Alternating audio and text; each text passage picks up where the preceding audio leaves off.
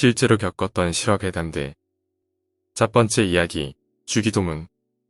무더운 여름, 어느 날이었습니다. 그날은 아버지께서 지방으로 출장을 가셨습니다. 아버지께서 집을 비우시는 날이 많지 않으셔서 이런 상황이 익숙하지 않으신 어머니는 저에게 같이 자자고 하셨습니다. 딸에게 의지하는 그런 어머니의 모습이 왠지 귀엽게 느껴졌습니다. 늦게까지 거실에서 어머니와 함께 이야기를 나누면서 TV를 보다가 어느새 잠이 들었습니다. 그런데 한잠 자고 있다가 숨이 탁 막혀왔습니다. 답답한 느낌에 일어나려고 하니 몸이 움직이지 않았습니다. 목소리도 나오지 않았습니다. 옆에선 어머니께서 등을 돌리고 주무시고 계셨습니다. 어머니를 불러 아무리 깨우려고 했지만 목에서 맴도는 말은 나오지 않았고 손을 뻗으려고 해도 움직이지 않았습니다. 이런 게 가위인가 하고 당황하는데 갑자기 저희 집의 옆에 있는 교회에서 들려오는 소리가 있었습니다. 예배가 끝날 무렵이면 통성기도를 하는데 아마도 그 소리가 들리는 것 같았습니다. 집이 바로 교회 옆이라 늘 그런 소리를 들을 수 있었습니다. 평소에도 들리는 소리라서 저는 새벽인가 싶었는데 문득 주기도문을 외우면 괜찮아진다는 이야기들이 생각났습니다. 처음 주기도문을 시작할 때는 말이 목에서 나오지 않았습니다. 그런데 주기도문을 외자 점점 목소리가 나기 시작했습니다. 이윽고 몸도 움직이기 시작했습니다. 하지만 처음 눌리는 가위에 너무 긴장했던 모양인지 가위에 풀리고는 곧 다시 잠에 빠졌습니다. 아침에 일어나니 어머니께서 아침 준비를 하고 계셨습니다. 밤에 너무 신기한 경험을 해서 깨자마자 호들갑을 떨며 말씀드렸는데 어머니께선 당황스럽게 놀라시며 말씀하셨습니다. 새벽 기도 가서 그때 집에 없었는데 그렇다면 제 옆에서 등을 돌리고 자고 있던 사람은 누구였을까요? 두 번째 이야기, 야간 자율학습. 제 친구가 겪은 일입니다. 제가 다녔던 고등학교는 수원시에 있는 고등학교입니다. 현재는 특별히 공부를 잘하는 학교가 아닌 것 같지만 제가 다닌 90년대 말에는 수원시에서는 공부를 많이 시키기로 꽤 유명한 학교였습니다. 그 중에서도 상위 50등 정도에 속하는 학생들은 노력반이라고 하여 보충 수업과 야간 자율학습이 이루어지는 교실이 따로 있었습니다. 그 교실은 책걸상도 특이하게 생겨서 개인 책상이 아니라 2명씩 같이 쓰게 되어 있었고 의자마저도 2명이 같이 앉는 것으로 가로가 길게 되어 있습니다. 그 의자의 장점은 역시나 누워서 잘 수 있다는 것입니다. 거기다 책상이 좀 높은 편이라 잘만 누워있으면 보이지도 않습니다. 어느 날이었습니다.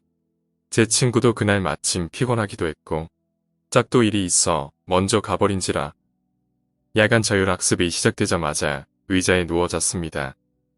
친구는 한참을 자다가 조금씩 웅성거리는 소리가 들려오기에 쉬는 시간인 줄 알고 살짝 눈을 떴습니다.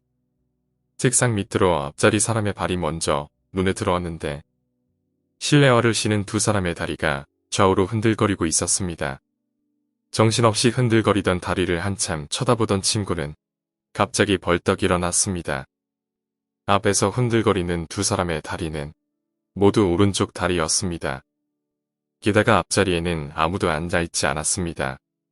세 번째 이야기, 이상한 할머니. 저희 언니가 중학교 때 겪은 일입니다. 언니는 전농동 사거리에 위치한 전농여중에 다녔습니다. 학교 주변에 골목이 미로처럼 많고 골목에는 집들이 다닥다닥 붙어 있습니다. 어느 날 저녁 학교에서 돌아오는 길이었습니다. 언니는 어두컴컴한 골목길을 집 근처에 사는 친구와 함께 걷고 있는데 할머니 한 분이 어느 집 대문을 열심히 두드리고 계셨답니다. 할머니께선 정말 온 힘을 다해 두드리고 계셨는데 이상하게도 그 집에선 아무도 나오지 않았다고 합니다. 평소라면 지나쳤을 언니지만 할머니께서 너무 힘들게 두드리시는 것 같아 도와드리려고 했답니다.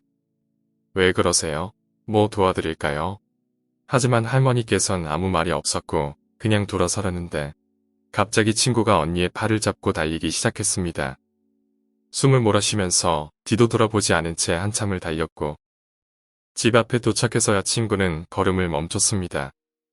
아까 할머니가 철문을 두드렸잖아. 근데 그렇게 두드리는데 소리가 왜 안 났지? 생각해보니 철로된 문이어서 두드리면 쾅쾅 소리가 나야 했습니다. 게다가 그 집 문 앞에 걸려있던 등. 그건 누군가 상을 당했을 때 걸리는 등이었습니다. 네 번째 이야기, 선임의 아버지. 1999년 12월 자대 배치를 받고 막내 생활을 시작했습니다. 8월 군번이었지만 후반기 교육 때문에 자대를 늦게 갔습니다. 내무실과 수송부에서 막내 생활을 하고 있던 저는 석 달 먼저 온 선임이와 친해지게 되었습니다. 좀 까칠한 성격이었지만 저에게 무척이나 잘 대해줬습니다. A는 청주에서 나름대로 부잣집 아들이었고 그 당시 빨간색 TV론을 소유하고 있었습니다. 한 번씩 자신의 에마 사진을 보여주곤 했었습니다. 하지만 그런 A에게도 불행이 있었습니다. 바로 심장이 좋지 않다는 것. 제가 일병이 되기도 전에 그는 국군수도통합병원으로 후송되어 왔습니다. 몇 달이 지나도 그는 돌아오지 못했고 간간히 들려오는 소식에 아직 잘 살고 있구나 하는 정도였습니다. 그러다 5월 달쯤 일격을 가기 직전에 부대로 복귀했습니다. 그쯤에서 저는 일주일간 유격훈련을 떠났는데 유격훈련 마지막 날 오전 교육 중에 활차를 타기 위해 산을 뛰던 저는 전날 내린 비 때문에 미끄러지고 갈비뼈에 금이 가는 부상을 입었습니다. 그렇게 아픈 몸으로 기나긴 행군을 마치고 부대로 복귀했을 때도 여전히 그는 의무과에 입실 중이었습니다. 저는 갈비뼈 아픈 것을 핑계로 일과 시간에 의무과에 가서 진통제를 한 대 맞고 A 선임하고 노는 것이 하루 중 대부분이었습니다. 그렇게 몇 달이 흘러 저는 상병을 달게 되었고 얼마 후 휴가를 나가게 되었습니다. 그 선임이 조만간 의가사 제대를 한다는 말을 들었지만 그냥 흘려들었습니다. 그런데 제가 휴가를 간 사이에 이상한 일이 벌어졌습니다. A 선임과 근무를 같이 했던 다른 선임의 이야기를 들은 것입니다. 내무실로 돌아와 정상적으로 생활하던 A 선임이 새벽에 야간 근무를 나가게 되었습니다. 당시 선임들이 많아서 어지간해서는 대우도 못 받던 상황이었기 때문입니다. 그런 어느 날 A 선임은 부사수로 나가게 되었습니다. 그리고 근무를 서는 도중 초소 뒤쪽 철조망 쪽에서 누군가가 다가오는 소리를 들었답니다. 자세히 보니 사람 형체를 한 희뿌연 것이 보였답니다. 50대 정도로 보이는 남자였답니다. 사수였던 비선임은 정말 겁이 없던 사람이었습니다. 그는 그쪽을 유심히 주시했고 초소로 다가오자 수화를 시작했습니다. 그러자 그 거수자는 자신이 왔던 방향으로 움직이기 시작했고 사수는 부사수인 A에게 초소를 맡기고 추격했답니다. 기사님은 잡으면 포상 휴가를 간다고 좋아했답니다. 상대는 비무장 상태의 나이가 있어 보이는 어른이었기 때문에 자신의 힘으로 제압이 가능하다고 생각한 모양입니다. 그렇게 한참을 쫓았는데 거리가 줄어들 것 같으면서도 줄지 않았답니다. 총을 들고 있어서 그런가 싶어 더 열심히 쫓았는데 철조망 앞에 다다르자 그 거수자는 그냥 철조망을 통과해버렸습니다. 그때서야 그 선임은 뭔가 잘못된 것을 깨닫고 초소를 향해 뛰기 시작했습니다. 등줄기를 타고 흐르는 뭔가를 느끼면서 초소에 도달했을 때 부사수 A는 그대로 있었답니다. 초소에는 아무 일도 없었던 모양입니다. 그렇게 기분 나쁜 근무를 끝내고 막사로 돌아와 잠을 자고 일어났는데 일찍 사관이 A 선임에게 집에서 온 전화를 받으라는 것입니다. A는 아무 생각 없이 전화를 받았는데 그 전화는 어젯밤에 A의 아버지가 돌아가셨다는 전화였습니다. 사업이 기호로 힘들어 하시던 아버지께서 끝내 병으로 숨을 거두신 것입니다. 이 소식을 전해들은 중대원들은 위로의 말도 제대로 건네지도 못했습니다. 하지만 근무를 같이 섰던 비선임은 불현듯 생각나는 것이 있었습니다. 어젯밤에 본 정체불명의 거수자. 그는 아마 자신의 아들을 보러 온 A 선임의 아버지였을 것입니다. 자신이 후임의 아버지를 쫓아버렸다는 생각에 너무나 미안해서 A 선임이 제대할 때까지 휴가비로 쓰라고 돈도 주고 아침에 옷도 달아주고 했었답니다.